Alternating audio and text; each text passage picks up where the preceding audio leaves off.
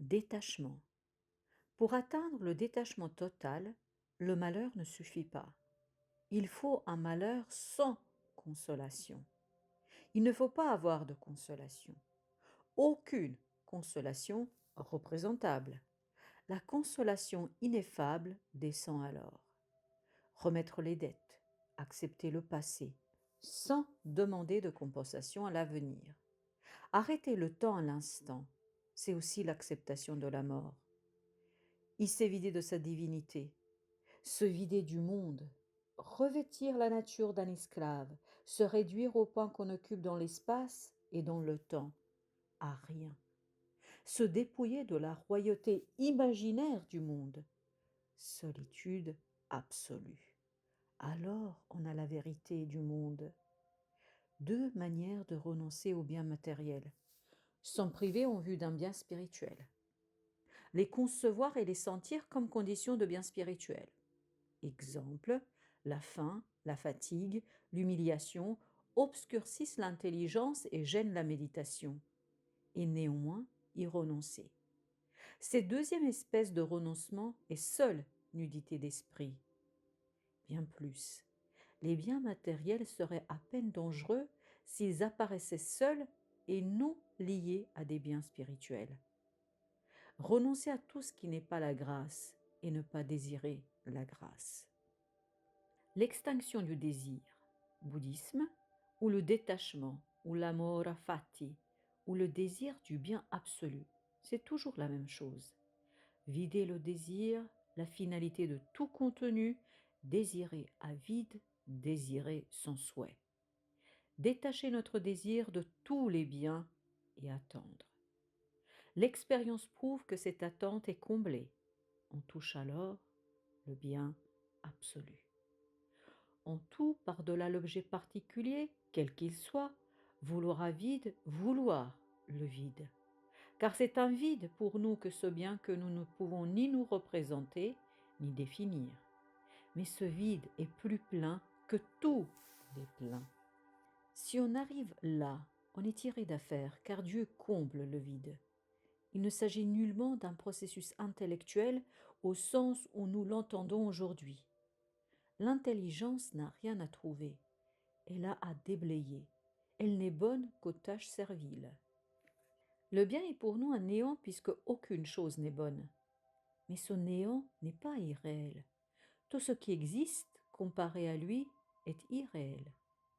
Écarter les croyances combleuses de vide, adoucisseuses des amertumes, celle de l'immortalité, celle à l'utilité des péchés, etiam peccata, celle à l'ordre providentiel des événements, bref, les consolations qu'on cherche ordinairement dans la religion. Aimer Dieu à travers la destruction de Troie et de Carthage, et sans consolation. L'amour n'est pas consolation, il est lumière. La réalité du monde est faite par nous de notre attachement. C'est la réalité du moi transportée par nous dans les choses. Ce n'est nullement la réalité extérieure. Celle-ci n'est perceptible que par le détachement total. Ne resta-t-il qu'un fil, il y a encore attachement. Le malheur qui contraint à porter l'attachement sur des objets misérables met à nu le caractère misérable de l'attachement. Par là, la nécessité du détachement devient plus claire.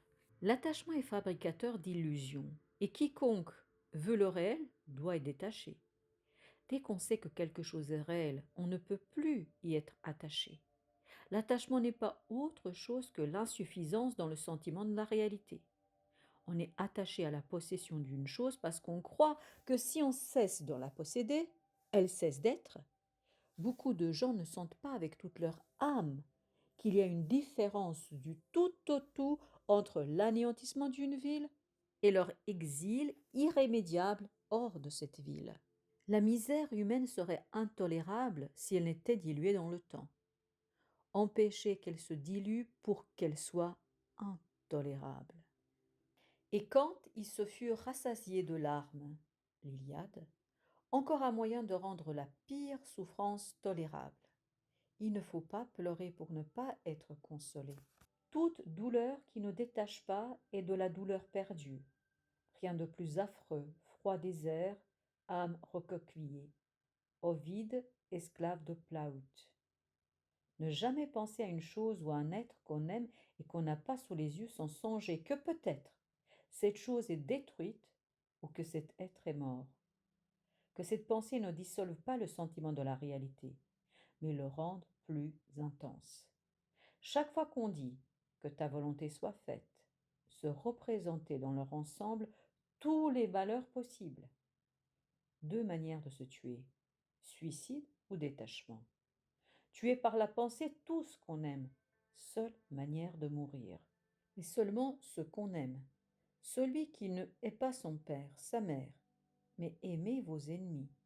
Ne pas désirer ce qu'on aime soit immortel. Devant un être humain, quel qu'il soit, ne le désirez ni immortel ni mort. L'avare, par désir de son trésor, s'en prive. Si l'on peut mettre tout son bien dans une chose cachée dans la terre, pourquoi pas en Dieu? Mais quand Dieu est devenu aussi plein de signification que le trésor pour l'avare, se répéter fortement qu'il n'existe pas. Éprouver qu'on l'aime, même s'il n'existe pas. C'est lui qui, par l'opération de la nuit obscure, se retire, afin de ne pas être aimé comme un trésor par un avare. Électre pleurant Oreste mort. Si on aime Dieu en pensant qu'il n'existe pas, il manifestera son existence.